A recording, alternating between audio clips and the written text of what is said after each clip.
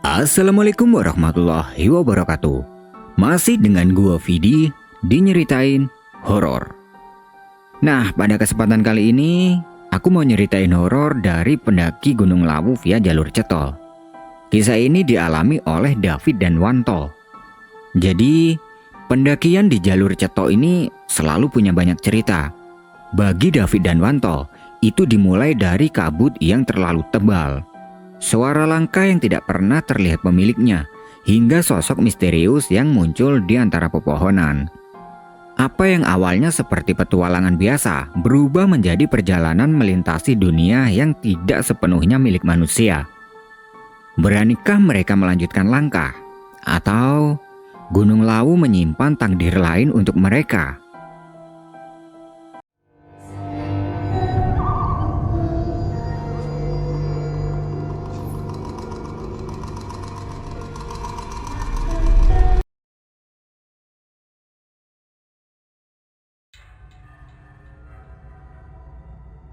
David dan Wanto duduk di sebuah warung kopi kecil di dekat rumah Wanto, merencanakan pendakian mereka ke Gunung Lawu. Gelas kopi hitam dan pisang goreng tersaji di depan mereka, menciptakan suasana santai di tengah perbincangan yang serius.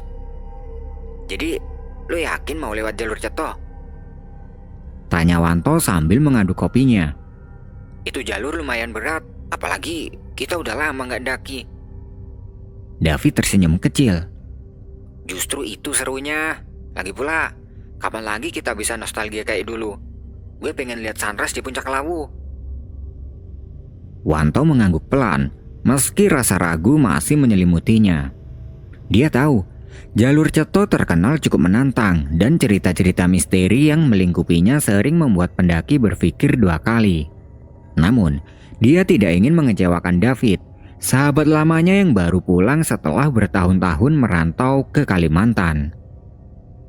Oke lah, kita bakal lewat Candi Ceto. Tapi lo harus janji ya, jangan macam-macam di sana. Lo tahu sendiri kan, banyak aturan yang nggak tertulis yang harus kita patuhi. Kata Wanto dengan tegas. Iya ya, gue ngerti. Sopan, jangan buang sampah sembarangan, dan jangan ngomong sembarangan. Balas David sambil tertawa kecil. Ini serius, Fit. Jangan anggap enteng. Orang-orang bilang tempat itu keramat. Ujar Wanto dengan nada serius. David menghela napas dan menatap sahabatnya.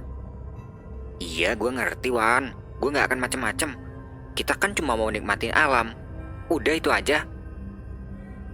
Setelah memastikan perlengkapan yang mereka butuhkan, mereka membuat daftar barang yang harus dibawa. Tenda, sleeping bag, makanan, senter, dan obat-obatan. Mereka juga sepakat untuk berangkat siang 2 hari lagi agar bisa sampai di pos izin sebelum malam tiba. Gue udah cek cuaca, seharusnya cerah sepanjang minggu ini. Kita bisa lihat pemandangan jelas kalau beruntung. Kata Wanto sambil mengecek aplikasi cuaca di ponselnya. David mengangguk, semangatnya terlihat jelas di wajahnya. Gue udah gak sabar nih, Wan. Udah lama banget gue gak ngerasain udara gunung. Wanto tersenyum kecil. Ya udah, kita siap-siap dulu. Jangan lupa bawa jaket tebal. Udara di puncak dingin banget. Siap, bos. Gue bakal bawa semuanya. Gak sabar buat jalan bareng lo lagi. Ujar David dengan penuh antusias. Malam itu, mereka menghabiskan waktu berbincang tentang pengalaman-pengalaman masa lalu mereka saat mendaki. Tawa dan cerita mengalir, mempererat kembali persahabatan yang sempat renggang karena jarak. Dalam hati, Wanto berdoa agar perjalanan mereka nanti berjalan lancar tanpa ada gangguan apapun. Singkat cerita, tibalah waktu pemberangkatan. Pagi itu, David dan Wanto memulai perjalanan mereka dari Solo dengan mengendarai sepeda motor. Jalanan yang berliku dan udara yang semakin sejuk menambah semangat mereka untuk segera memulai pendakian. Sepanjang perjalanan, mereka sesekali berhenti untuk menikmati pemandangan perbukitan dan ladang-ladang hijau yang terbentang di sisi jalan. Gue suka banget sama suasana kayak gini. Udaranya seger, pemandangannya indah. Semuanya pas banget pokoknya. Kata David sambil tersenyum lebar. Ya, nikmatin dulu perjalanan ini. Nanti di jalur pendakian bakal lebih menantang. Jawab Wanto sambil tetap fokus mengemudi. Setelah menempuh perjalanan sekitar 3 jam, mereka tiba di base camp Candi Ceto sekitar pukul 4 sore. Suasana di base camp cukup ramai dengan pendaki lain yang juga sedang mempersiapkan diri. Kabut tipis mulai turun, menambah kesan dingin dan mistis di area tersebut. Kita sampai juga akhirnya ya.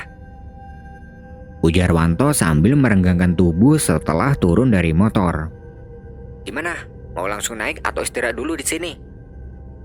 Lanjutnya, David melihat ke arah jalur pendakian yang mulai diselimuti kabut tebal.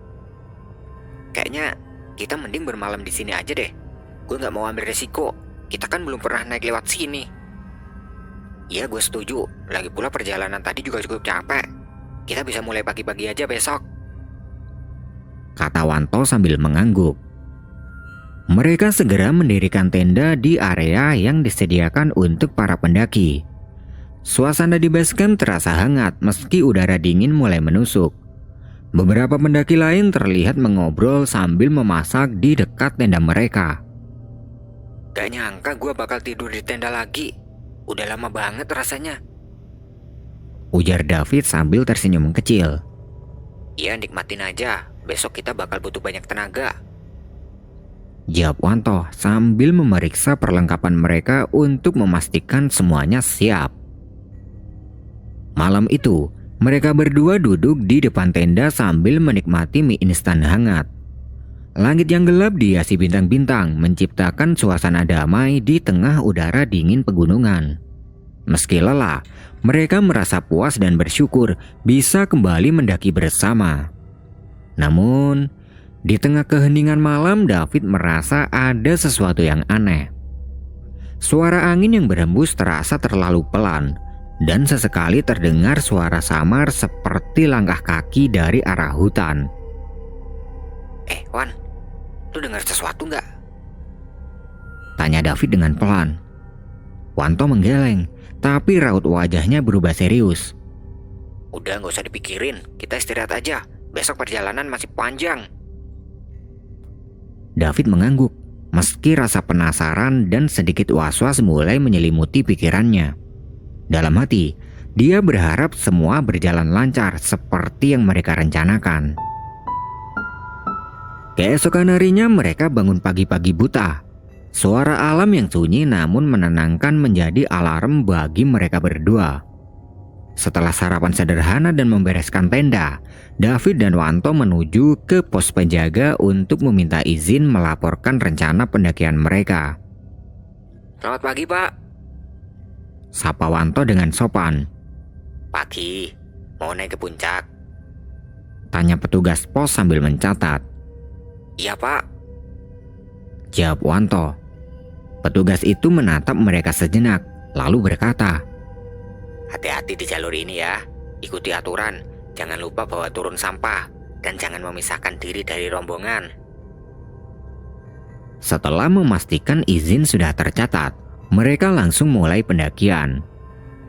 Udara pagi yang segar menyelimuti perjalanan mereka, dan kicauan burung terdengar sesekali menambah semangat. Awalnya, jalur pendakian terasa cukup bersahabat. Mereka melintasi area yang dipenuhi semak-semak hijau dengan pemandangan lembah yang menakjubkan di kejauhan. Namun, begitu mereka memasuki kawasan hutan, suasana mulai berubah. Ini dia hutan Mbah Branti kalau nggak salah. Ujar Wanto sambil memperhatikan sekeliling. Kenapa dinamain begitu? Tanya David, sedikit terengah karena jalur mulai menanjak.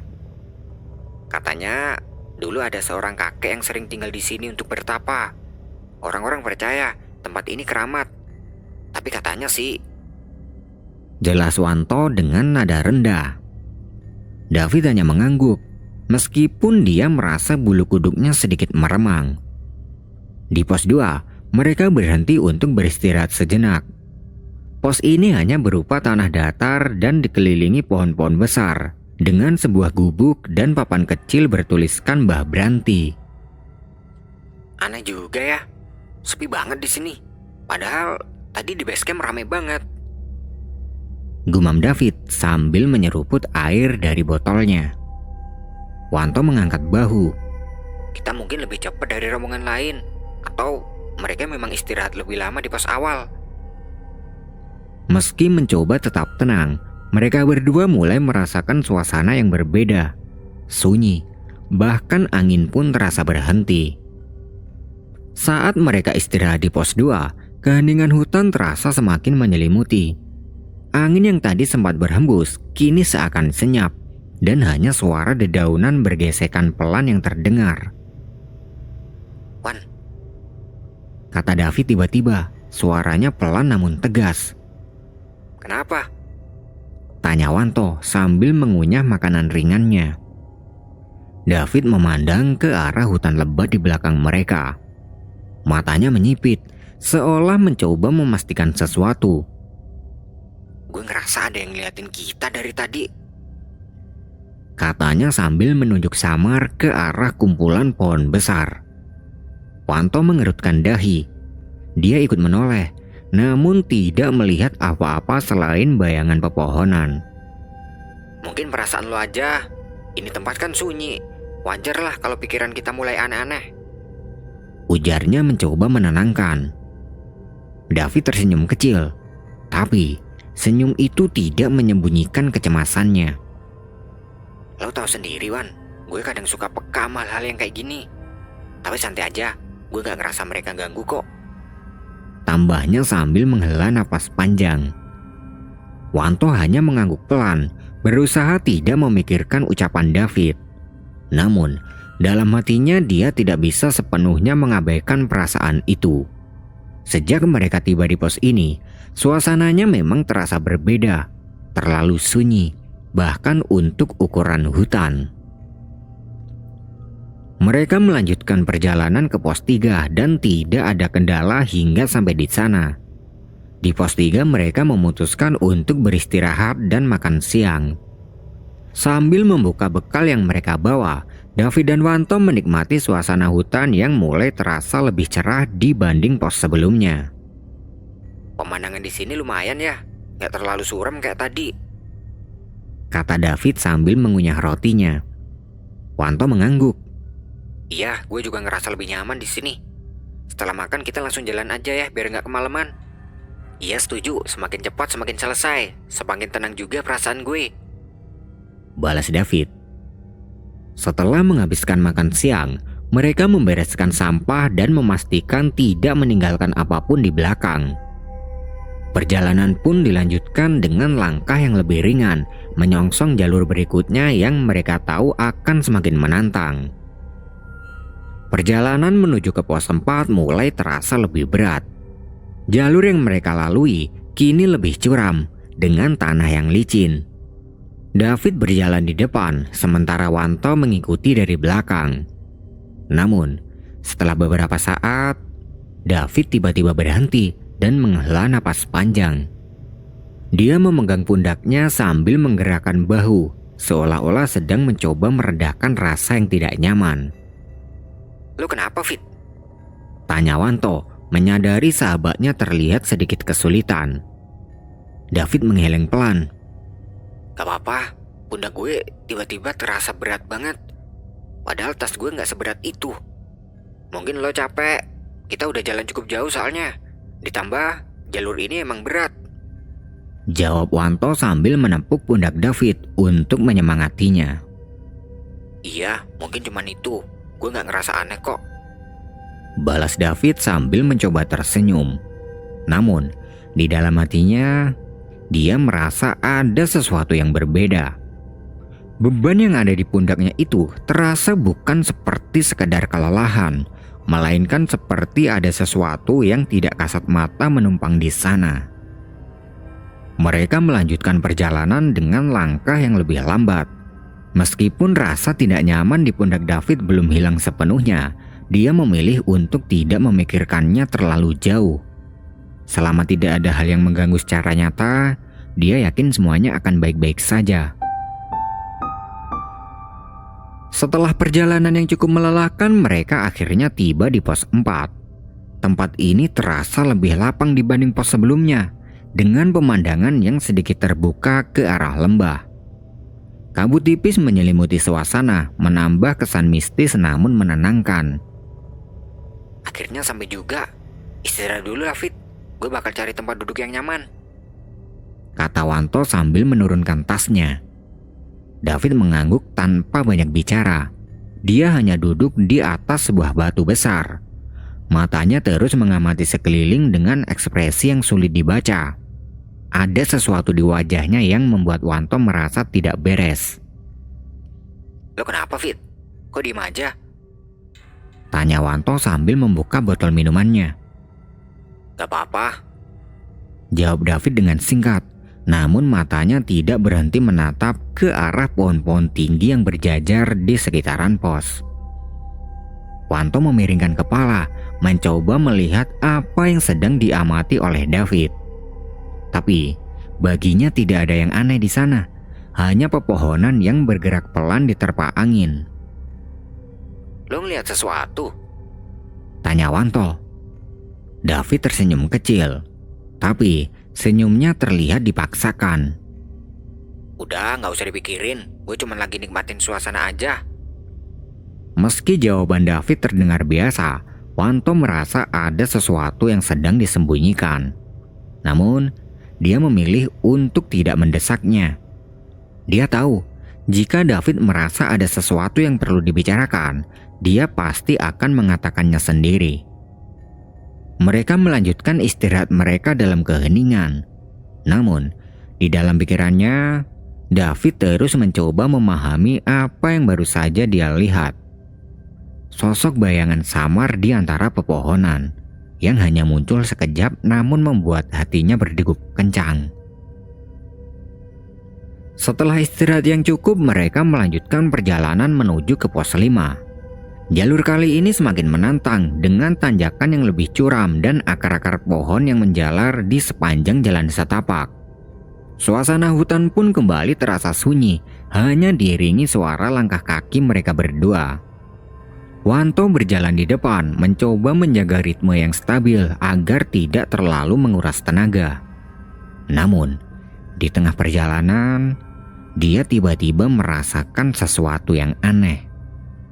Sebuah bisikan halus terdengar jelas di telinga kanannya. Jangan lanjutkan. Wanto terdiam sejenak dan menghentikan langkahnya. Dia menoleh ke kanan, mencari sumber suara. Tapi tidak ada siapapun di sana. Hanya pepohonan lebat yang berdiri diam tanpa tanda-tanda kehidupan lain. Wan, lo kenapa berhenti? Tanya David dari belakang, suaranya sedikit terengah. Wanto menggeleng pelan dan tersenyum kecil, mencoba mengabaikan rasa aneh yang dia rasakan. Gak apa-apa, cuma mau ambil napas bentar. Jalurnya berat juga ya. David mengangguk, menerima alasan itu tanpa curiga. Mereka kembali melanjutkan langkah. Tapi, dalam hati, Wanto tidak bisa menghilangkan suara bisikan tadi. Dia mencoba meyakinkan dirinya sendiri bahwa itu hanya imajinasinya, efek dari kelelahan atau suasana hutan yang sunyi. Namun, semakin jauh mereka berjalan, Wanto merasa bayangan bisikan itu masih membekas di pikirannya. Seolah-olah ada sesuatu yang ingin memperingatkan mereka. Tapi, dia memilih untuk mengabaikannya. Baginya, selama tidak ada hal nyata yang mengganggu, mereka harus tetap fokus mencapai tujuan. Setelah melewati jalur yang semakin berat dan memakan waktu lebih lama dari perkiraan, David dan Wanto akhirnya tiba di pos 5. Tempat ini berada di tengah hutan lebat dengan suasana yang terasa lebih dingin dan sunyi dibandingkan pos sebelumnya. Mereka memutuskan untuk bermalam di sini sebelum melanjutkan perjalanan menuju ke puncak keesokan paginya. Kita diriin tenda di sini aja ya, Wan. Kata David sambil menunjuk area yang cukup datar di dekat sebuah pohon besar. Wanto mengangguk. Iya, tempat ini kayaknya paling aman. Jangan lupa pastiin semua perlengkapan kita siap, termasuk senter sama jaket tebel. Mereka segera bekerja sama untuk mendirikan tenda dan menyiapkan peralatan untuk bermalam. Setelah semuanya selesai, mereka duduk di depan tenda, menikmati makan malam sederhana berupa mie instan dan kopi hangat. Langit mulai gelap dan kabut tipis menyelimuti area pos 5. Suara serangga malam menjadi satu-satunya pengiring di tengah keheningan, menciptakan suasana yang cukup mencekam. Ini pertama kalinya gue bermalam di hutan setinggi ini. Kata David memecah keheningan. Agak serem, tapi juga bikin penasaran.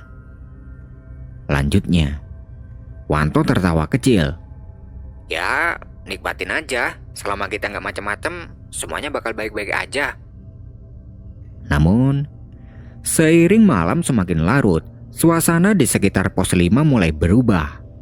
Angin yang tadi sempat berhembus pelan, kini seolah berhenti total, digantikan dengan keheningan yang tidak wajar. Tiba-tiba, terdengar suara samar dari arah hutan. Denger itu nggak? Tanya David, menoleh ke arah sumber suara. Wanto mengangguk, wajahnya berubah serius. Suara itu terdengar seperti orang berbisik, namun terlalu jauh untuk bisa dimengerti. Anehnya, suara itu terus terdengar meski tidak ada tanda-tanda kehadiran orang lain. Cuma suara angin mungkin. Ujar Wanto, mencoba meyakinkan diri sendiri. Tapi David menggeleng. Nggak mungkin. Suaranya terlalu jelas. Kayak ada yang ngomong, tapi nggak kedengeran bahasanya. Mereka memutuskan untuk masuk ke dalam tenda, berharap suara itu akan hilang seiring waktu. Namun, saat malam semakin larut, suara-suara aneh mulai bertambah. Ada bunyi seperti kaki yang berderak di antara dedaunan, diikuti suara ketukan pelan-pelan di batang pohon. David yang tidak bisa tidur akhirnya berbisik. Pan, menurut lo, ini beneran cuma suara alam? Wanto tidak menjawab segera. Dalam hati, dia juga merasakan ada sesuatu yang tidak beres.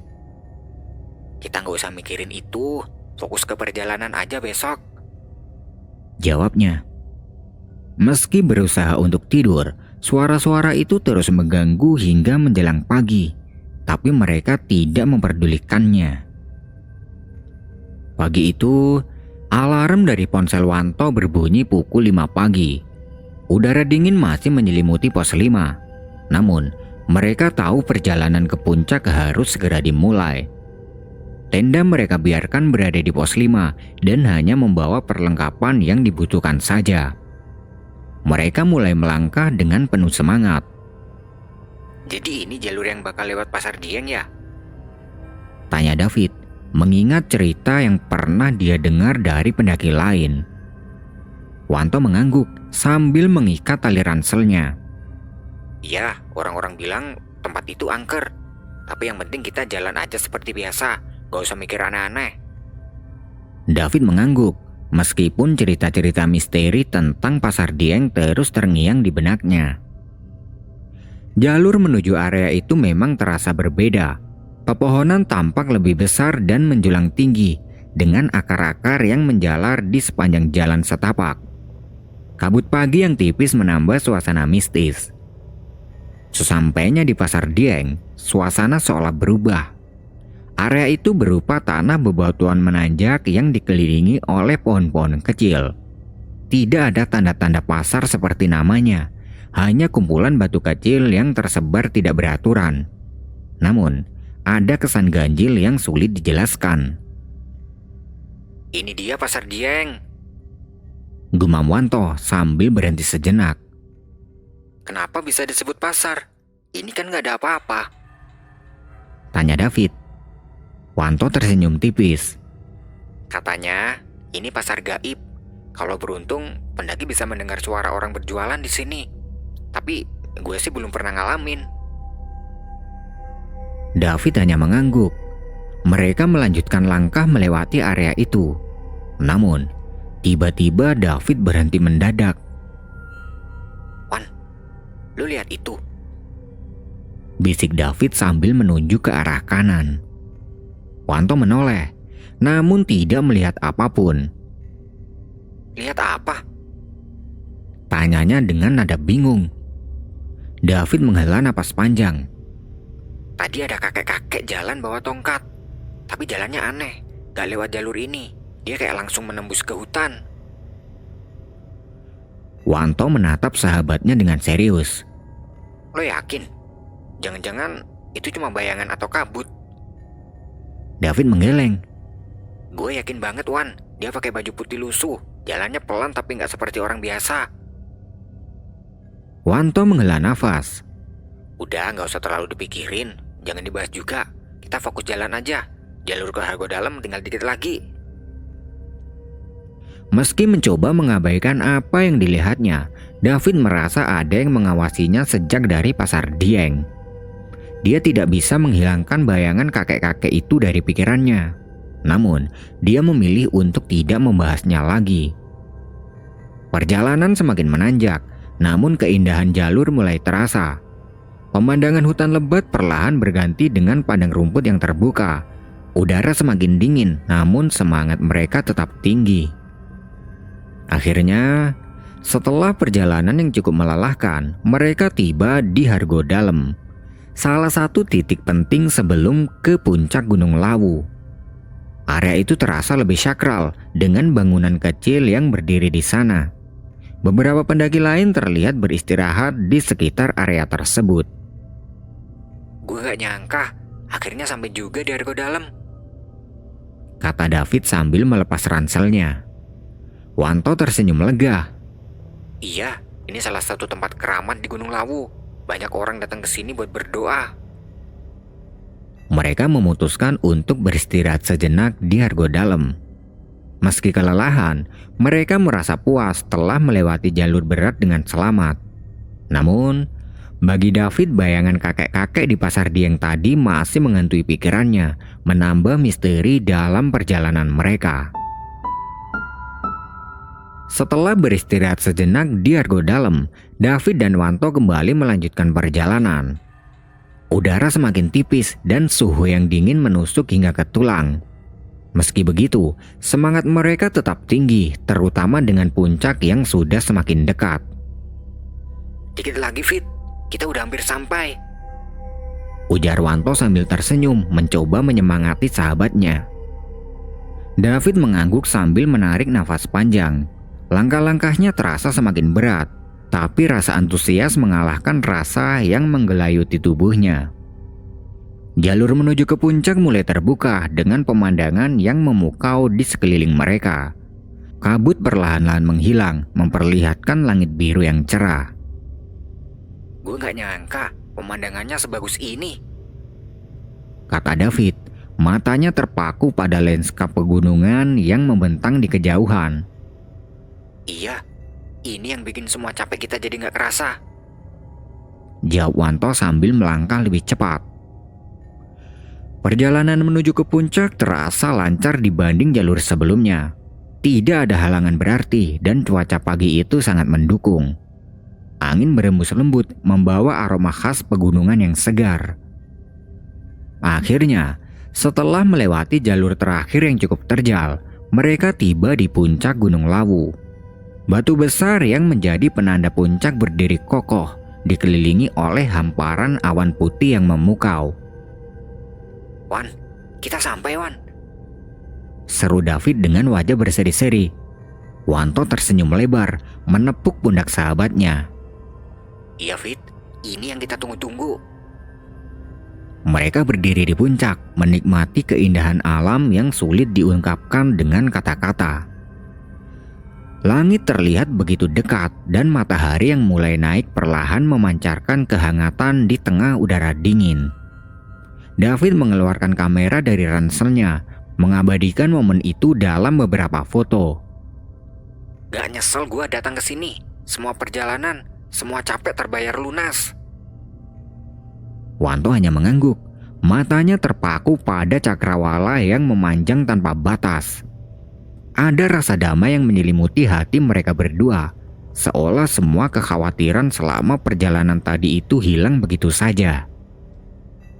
Setelah beberapa saat menikmati suasana puncak, mereka duduk di atas batu besar, berbagi makanan ringan sambil bercerita. Tawa mereka bergema di udara, mengisi keheningan yang hanya ditemani suara angin.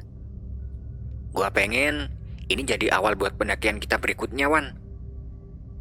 Kata David sambil tersenyum. Wanto tertawa kecil. Lo pikir gue bakal selalu mau diajak ke jalur-jalur berat kayak gini? Pasti mau lah, lo kan gak bisa nolak gue. Balas David sambil terkekeh. Meski waktu itu di puncak terasa singkat, mereka tahu perjalanan turun masih menanti. Namun, saat itu di puncak Gunung Lawu mereka hanya ingin menikmati setiap detik yang ada. Tidak ada gangguan, tidak ada rasa takut, hanya keindahan alam yang membentang luas di depan mereka. Hari sudah hampir sore ketika David dan Wanto memutuskan untuk meninggalkan puncak Gunung Lawu. Mereka tahu perjalanan turun tidak boleh dilakukan terlalu larut demi menjaga keamanan. Dengan langkah hati-hati, mereka menuruni jalur yang sama menuju ke Hargodalem. Gue gak nyangka, Wan, pemandangan di sini gak cuma bagus waktu naik, tapi juga waktu turun. Kata David sambil memandangi langit yang mulai berubah menjadi keemasan. Iya, tapi kita harus buru-buru. Gue gak mau gelap-gelapan di jalur. Balas Wanto sambil menjaga ritme langkah. Perjalanan turun terasa lebih cepat meski tetap melelahkan. Dalam waktu kurang dari 2 jam, mereka tiba kembali di Hargodalem. Beberapa pendaki lain yang baru tiba terlihat sedang beristirahat atau menyiapkan peralatan untuk bermalam di sana. Setelah meletakkan ransel dan mengisi ulang tenaga dengan cemilan ringan, David tiba-tiba membuka percakapan. Wan, ada yang mau gue tanyain. Katanya dengan nada serius. Apa? Jawab Wanto sambil menyeruput minuman hangatnya. Menurut lo, ada jalur lain gak dari Hargodalem ke pos 5? Gue gak yakin mau lewat Pasar Dieng lagi. Ucap David, wajahnya terlihat ragu.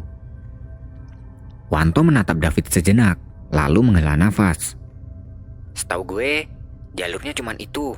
Kalau mau balik ke pos 5 ya harus lewat Pasar Dieng. David menggigit bibirnya.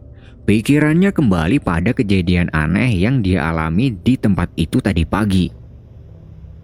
Gue gak nyaman, Wan. Apa kita bisa cari jalur lain? Mungkin tanya sama pendaki lain di sini. Wanto mengangguk pelan. Boleh, coba kita tanya. Tapi kalau ternyata gak ada jalur lain, ya mau gak mau kita harus lewat situ lagi. Mereka segera bertanya pada beberapa pendaki lain yang ada di Hargodalem. Namun, seperti dugaan Wanto, jalur menuju ke pos 5 memang hanya satu jalur yang melewati Pasar Dieng. Kita barengan aja kalau gitu. Ujar salah satu pendaki yang bernama Ardi. Dia menawarkan diri untuk bergabung. Dia bersama rombongan kecilnya juga akan turun melalui jalur yang sama. David merasa sedikit lega dengan tawaran itu. Makasih, Mas. Kayaknya lebih enak kalau turun bareng-bareng. Tenang aja, jalur ini aman kok kalau kita nggak macam-macam. Kata Ardi sambil tersenyum. Menjelang senja, mereka semua bersiap-siap untuk turun bersama. Dalam rombongan itu, ada sekitar 5 orang selain David dan Wanto. Perjalanan turun terasa lebih ramai dengan obrolan ringan di sepanjang jalur. Namun, ketika mereka kembali melewati Pasar Dieng, suasana mendadak berubah. Kabut yang sebelumnya tidak terlalu tebal kini terasa lebih pekat, membatasi jarak pandang mereka. Langkah kaki menjadi lebih pelan dan obrolan mulai mereda. David tidak bisa menghilangkan rasa tidak nyaman yang muncul lagi saat memasuki area itu. Dia terus memandangi sekeliling, berharap tidak melihat sosok aneh seperti tadi pagi. Tenang aja, Fit. Kita rame-rame sekarang. Bisik Wanto, seolah membaca pikiran David. David mengangguk pelan, mencoba menenangkan diri. Dalam hati dia berdoa agar perjalanan mereka kali ini tidak mengalami kejadian aneh seperti sebelumnya. Meski suasana terasa mencekam, mereka berhasil melewati Pasar Dieng tanpa gangguan berarti. Langkah mereka semakin cepat hingga akhirnya tiba di pos 5 dengan selamat. Lega banget akhirnya sampai di sini. Kata David sambil duduk di tanah menghela napas panjang. Iya, gue juga lega. Balas Wanto sambil tersenyum kecil. Tadi gue sempat was-was juga sih sebenarnya. Lanjutnya, mereka memutuskan untuk bermalam di pos 5 sebelum melanjutkan perjalanan turun ke base camp keesokan harinya.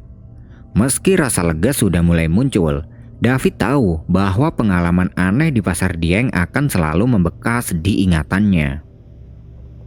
David dan Wanto kembali tiba di pos 5, tepat di area bulak peperangan saat sore mulai menjelang.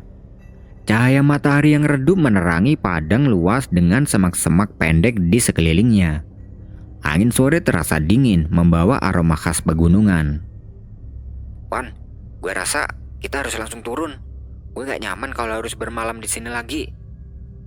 Kata David sambil memandang ke sekeliling dengan wajah cemas. Wanto menatap langit yang mulai memerah. Gue ngerti, Fit, tapi turun sekarang terlalu beresiko. Jalur ke bawah ini gelap, licin, dan kita bisa tersesat kalau nggak hati-hati. David menghela nafas panjang. Dia tahu Wanto benar, tapi perasaan tidak nyaman terus menghantui pikirannya sejak mereka melewati Pasar Dieng. Ya udahlah, kita bermalam lagi. Tapi gue harap nggak ada apa-apa ya malam ini. Katanya dengan nada pasrah. Wanto tersenyum kecil. Santai aja. Lagian malam ini juga lumayan ramai. Banyak pendaki lain di sini, jadi suasananya nggak bakal sepi. Seperti biasa, mereka segera menyiapkan alat-alat masaknya. Suara obrolan dan tawa dari tenda-tenda pendaki lain terdengar, menciptakan suara yang cukup hangat di tengah dinginnya udara pegunungan. Malam itu, David dan Wanto duduk bersama beberapa pendaki lain di depan tenda mereka. Mereka berbagi cerita sambil menikmati kopi hangat dan makanan ringan. Suasana terasa santai, jauh dari kesan mencekam seperti yang dikhawatirkan David sebelumnya. Seru juga ngobrol begini. Gue jadi lupa sama capeknya perjalanan tadi. Kata David sambil tersenyum. Iya, perjalanan emang berat, tapi suasana kayak gini bikin semuanya terasa ringan. Tambah Wanto sambil menyeruput kopinya. Beberapa pendaki lain bercerita tentang pengalaman mereka mendaki Gunung Lawu, mulai dari keindahan pemandangan hingga kisah-kisah mistis yang mereka dengar. Salah satu pendaki bahkan mengaku pernah mendengar suara gamelan di tengah malam saat melewati jalur Candi Ceto beberapa tahun yang lalu.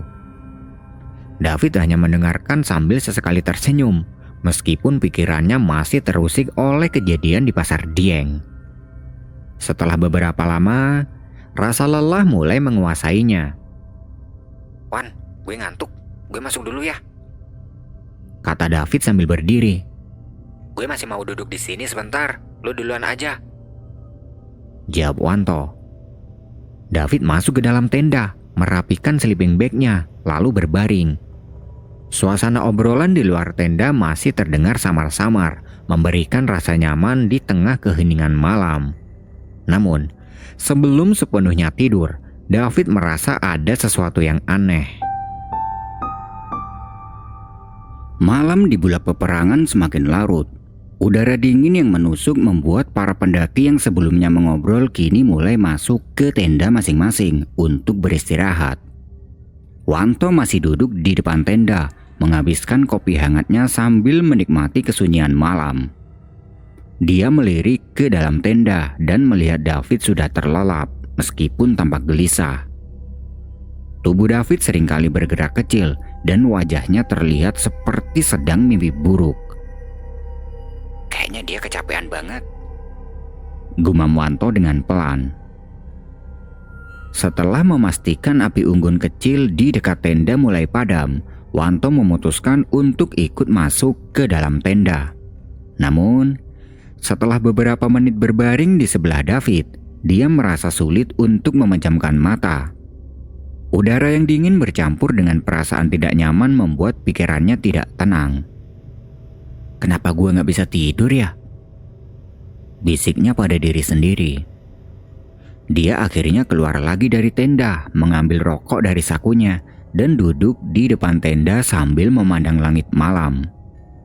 Bintang-bintang bertaburan, tapi angin yang berhembus pelan membawa suasana sunyi yang terasa ganjil. Setelah menghabiskan satu batang rokok, Wanto kembali masuk ke dalam tenda, berharap kali ini dia bisa tertidur. Namun, rasa gelisah itu tetap menguasainya.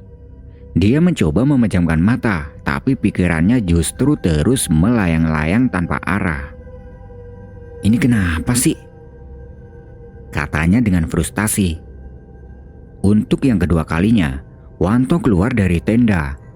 Dia merasakan angin dingin yang menusuk kulit, tapi tetap menyalakan rokok lagi. Kali ini, dia mencoba lebih lama di luar, berharap udara segar bisa membuat pikirannya lebih tenang. Namun, saat kembali ke dalam tenda, rasa gelisah itu tidak hilang. Dia masih tidak bisa tidur, meskipun tubuhnya terasa sangat lelah. Setelah beberapa saat berguling-guling, Wanto menyerah dan keluar lagi untuk yang ketiga kalinya. "Kayaknya ada yang gak beres," pikirnya sambil menghisap rokok terakhir. Ketika rokok habis, dia memutuskan untuk tidak melawan rasa gelisahnya lagi dan kembali masuk ke dalam tenda. Wanto berbaring di sebelah David yang masih terlihat tidur gelisah. Namun, kali ini ada sesuatu yang berbeda. Suara-suara mulai terdengar dari luar tenda. Awalnya, hanya seperti langkah kaki kecil yang berlari di sekitar area perkemahan. Wanto membuka matanya dan mendengarkan dengan seksama. Langkah itu semakin banyak, seperti ada sekumpulan orang yang berlari dalam keheningan malam. "David," bisiknya, mencoba membangunkan sahabatnya. Namun David tidak merespons, tetap tidur dalam mimpinya yang tampak tidak nyaman. Langkah kaki itu semakin jelas, disusul oleh suara ringkik kuda. Wanto menegakkan tubuhnya, merasa bulu kuduknya mulai berdiri. Suara kuda itu terdengar seperti sedang berpacu, semakin keras, hingga akhirnya perlahan menjauh. Saat Wanto berpikir suara itu akan hilang, dia mendengar sesuatu yang lain, yaitu suara teriakan. Banyak orang berteriak dalam waktu bersamaan, seolah-olah sedang berada dalam sebuah pertempuran besar. Suara itu datang dari kejauhan, seperti gema dari tempat yang sangat jauh, namun rasanya sangat nyata. Wanto memejamkan matanya, mencoba menenangkan dirinya sendiri. Enggak, ini cuma imajinasi, katanya berulang kali di dalam hati. Teriakan itu perlahan memudar, digantikan oleh keheningan malam yang kembali menyelimuti bulak peperangan. Wanto terbaring dalam ketegangan, tetapi suara-suara tadi akhirnya lenyap sepenuhnya. Rasa lelah akhirnya menang atas rasa takutnya. Perlahan-lahan, Wanto mulai terlelap di sebelah David yang masih tidur dengan gelisah. Malam itu terasa seperti mimpi panjang yang penuh dengan misteri. Namun mereka berdua akhirnya berhasil melewatinya. Pagi harinya, Wanto terbangun lebih awal dari biasanya. Udara di bulak peperangan terasa sangat dingin, menusuk hingga ke tulang. Dia keluar dari tenda sambil menggosok-gosokkan tangannya untuk menghangatkan tubuh. Kabut tipis menyelimuti hamparan rumput, menciptakan suara sunyi yang seolah membawa Wanto ke dunia lain. Dia segera menyalakan kompor portable dan membuat secangkir kopi. Aroma kopi yang hangat membantu menenangkan pikirannya setelah malam penuh kejadian aneh. Sambil menyeruput kopinya, dia melirik ke dalam tenda. David masih tertidur, tapi wajahnya tampak lelah, seperti habis melalui sesuatu yang berat di dalam tidurnya. Beberapa saat kemudian, David terbangun. Dia keluar dari tenda dengan langkah pelan. Wajahnya masih kusut. Wanto menyambutnya dengan kopi hangat. "Pagi, Fit. Mau kopi? Biar lo lebih segar." tawar Wanto sambil menyerahkan cangkir kopi yang baru diseduh. David mengambil kopi itu, tapi tidak segera meminumnya. Dia hanya diam, tatapannya kosong, menatap ke arah hamparan rumput di depan mereka. Lu kenapa, Fit? Masih capek? Atau gak enak badan? Tanya Wanto, mulai merasa khawatir. David tetap diam. Wanto mencoba mengajaknya bicara, tapi tidak ada respons. Setelah beberapa saat, David akhirnya membuka mulut. Suaranya pelan, hampir seperti berbisik. Wan, gue ngalamin sesuatu semalam. Antara sadar atau mimpi, gue gak tahu. Tapi rasanya terlalu nyata. Wanto memandangnya dengan serius. Kenapa emangnya, Fit? Ceritain, apa yang lo alami? David menarik nafas panjang, lalu mulai bercerita. Semalam gue ngerasa keluar dari tenda, tapi tempat ini berubah. Bulak peperangan jauh lebih luas. Gak ada pendaki lain, gak ada tenda. Yang ada cuma hamparan rumput sejauh mata memandang. David berhenti sejenak, matanya menatap kosong ke arah kabut. Lalu dia melanjutkan ceritanya. Gue jalan terus, gak tahu kenapa, kayak kaki gue ini digerakin sendiri. Lalu, di depan gue ada gerbang besar, tinggi banget, terbuat dari kayu dengan ukiran-ukiran yang gue gak ngerti. Di depan gerbang itu, ada 2 orang penjaga. Mereka pakai seragam kayak tentara kerajaan zaman dulu. Terus, apa yang terjadi? Tanya Wanto dengan rasa ingin tahu bercampur dengan cemas. Pas gue deketin gerbang itu, kakek-kakek yang gue lihat di pasar Dieng kemarin muncul lagi. Dia deketin gue, terus dia nanya, "Kamu mau masuk?" Ya gue jawab iya. Tapi sebelum masuk itu, dia bilang sesuatu. "Kalau kamu masuk, jangan pegang apapun tanpa seizin saya." David melanjutkan ceritanya, suaranya semakin pelan namun penuh emosi. Gue masuk lewat pintu gerbang itu, Wan. Di baliknya ada halaman luas, lebih besar dari apapun yang pernah gue lihat. Di tengahnya ada sebuah istana megah, kayak istana di cerita-cerita kerajaan zaman dulu. Nah, di situ gue pengen masuk ke dalam, tapi kakek itu awalnya melarang. Dia bilang gini, "Ini tempat suci, gak semua orang bisa masuk." Tapi akhirnya gue diizinin, tapi dengan syarat, gue harus di bawah pengawasannya. David menghentikan ceritanya sejenak, menyesap kopi untuk membasahi tenggorokannya. Lalu dia melanjutkan ceritanya. Di dalam istana itu, suasananya damai banget, Wan. Udaranya sejuk, tenang, dan semuanya terasa bersih. Gue gak bisa jelasin, tapi rasanya kayak bukan di dunia kita. Di tengah ruangan, gue ngeliat ada sebuah tombak yang diletakkan di atas altar. Tanpa sadar, tangan gue terulur dan gue pegang tombak itu. Wanto menahan nafas, merasa ada sesuatu yang buruk akan terjadi. Pas gue pegang tombak itu, kakek itu langsung marah. Dia bilang gini, "Kamu gak boleh nyentuh itu." Wajahnya itu kayak berubah serius gitu. Dia segera bawa gue keluar dari istana dan bilang gue harus pergi. Dia kelihatan cemas banget, kayak ada sesuatu yang salah gara-gara gue. David menatap Wanto, matanya terlihat penuh dengan kebingungan. Saat itu gue gak tahu harus kemana, Wan. Pas gue keluar dari gerbang itu, semuanya berubah. Gue sendirian di hamparan rumput yang luas, dan gue bingung jalan pulang. Nah, di dalam kebingungan itu, gue lihat banyak orang berpakaian kuno di sekitar gue. Salah satu dari mereka mendekat dan nanya, "Apa perlu kami antar pulang?" Terus, lo jawab apa? Tanya Wanto dengan penasaran. Gue bilang enggak dong, soalnya gue takut. Gue gak tahu siapa mereka, dan gue gak mau mereka bawa gue ke tempat lain. Setelah itu, gue gak tahu ya, semuanya ini jadi gelap, dan gue bangun di dalam tenda. David menunduk, kedua tangannya menggenggam erat secangkir kopi. Semuanya terasa nyata banget, Wan. Gue masih bisa ingat jelas wajah kakek itu, gerbang istananya, bahkan suara-suara di dalamnya. Lanjut David. Wanto menghela napas panjang, mencoba mencerna cerita sahabatnya itu. Dia tidak tahu apakah itu hanya mimpi atau sesuatu yang lebih besar dari itu. Namun, satu hal yang ia yakini, ada sesuatu di bulak peperangan ini yang tidak bisa mereka pahami sepenuhnya.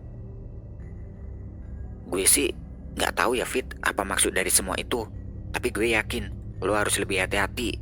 Jangan terlalu dipikirin. Yang penting kita fokus aja buat turun nanti. Kata Wanto mencoba menenangkan David. David hanya mengangguk, meski rasa bingung dan takut masih terlihat jelas di wajahnya. Pagi itu, hamparan kabut di bulak peperangan terasa lebih tebal dari biasanya, seolah menyembunyikan rahasia besar yang tidak ingin diungkapkan. Setelah mendengarkan cerita dari David yang aneh dan penuh misteri, Wanto terdiam sejenak. Dia mencoba mencerna semua yang baru saja disampaikan sahabatnya.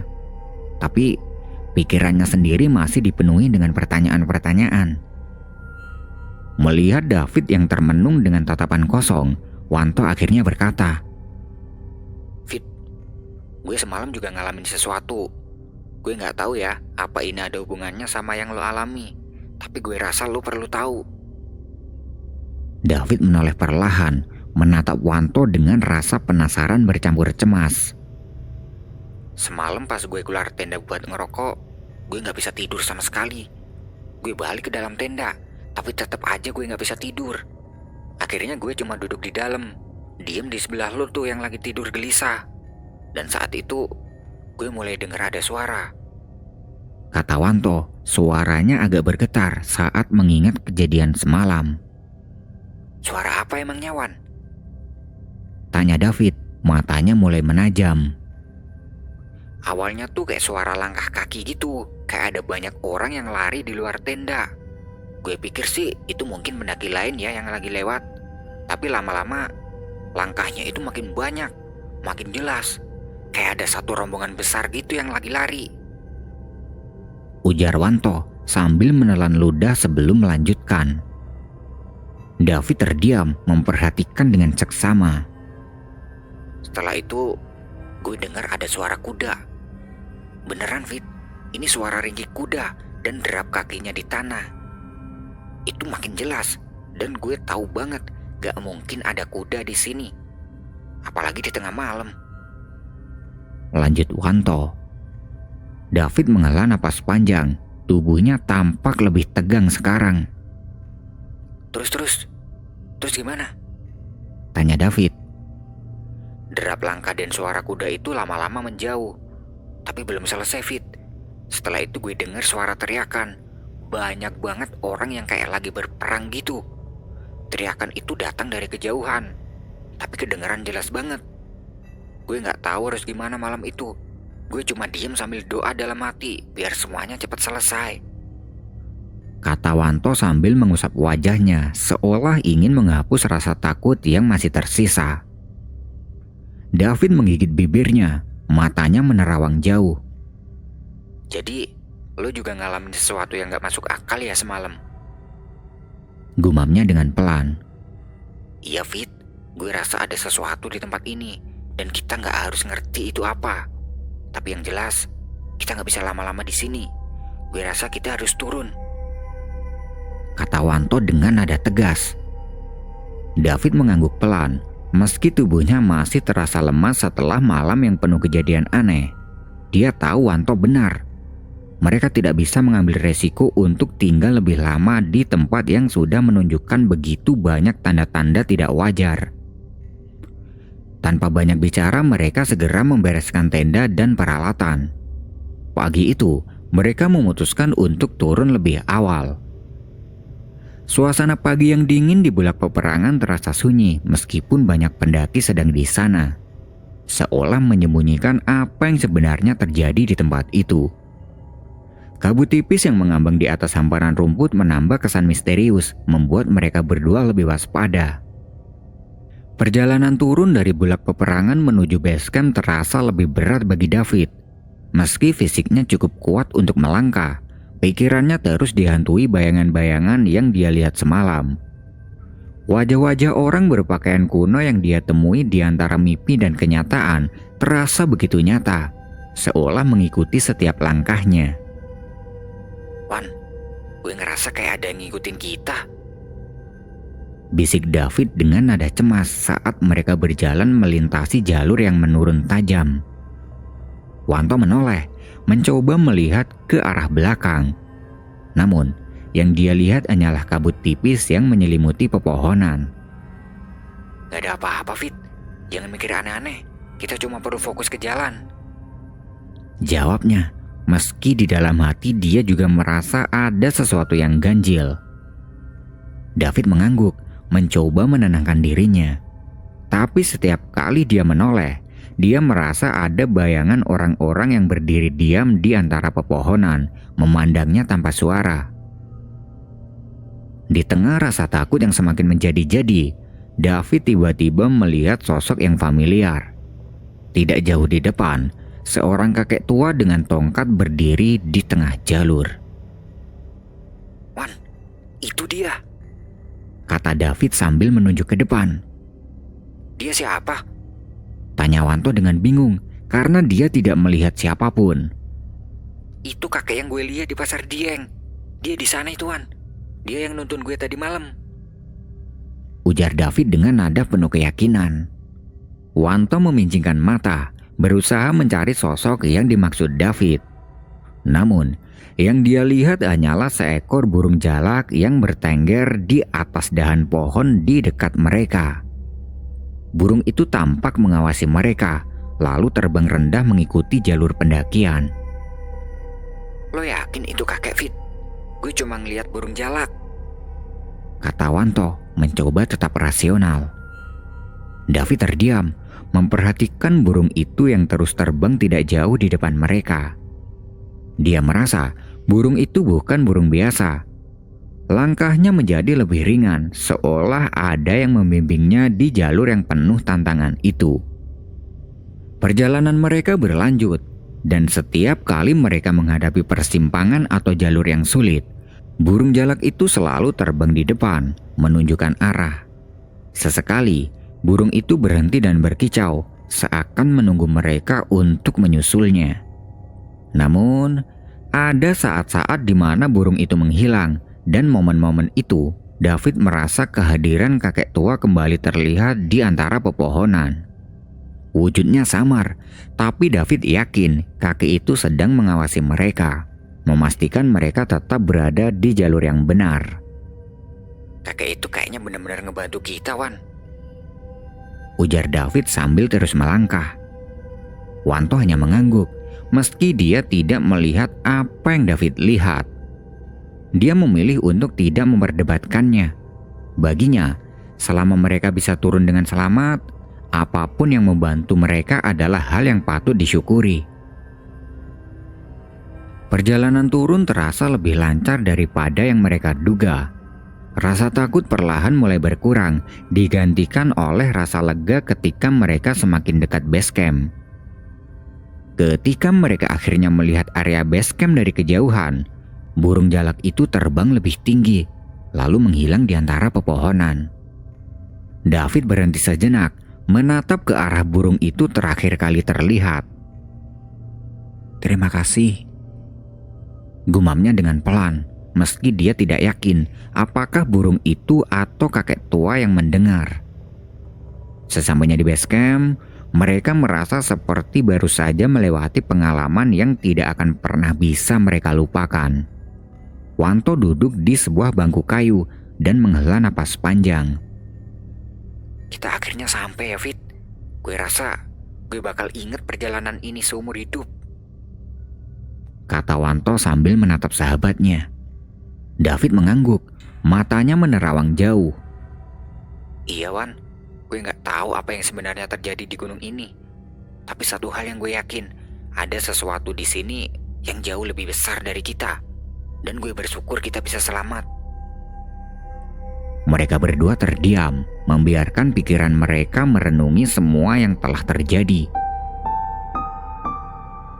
Angin pegunungan yang sejuk membawa rasa tenang, seolah memberi mereka restu untuk pulang. Perjalanan turun dari Gunung Lawu tidak hanya mengembalikan mereka ke dunia nyata, tapi juga meninggalkan pelajaran bahwa di alam ini ada banyak hal yang tidak bisa dijelaskan dengan logika. Hal-hal yang hanya bisa diterima dengan hati yang penuh rasa hormat dan kerendahan. Dan dalam hati mereka, bayangan kakek tua dan buruk jalak itu selalu menjadi bagian dari kisah mereka yang tidak akan pernah terlupakan.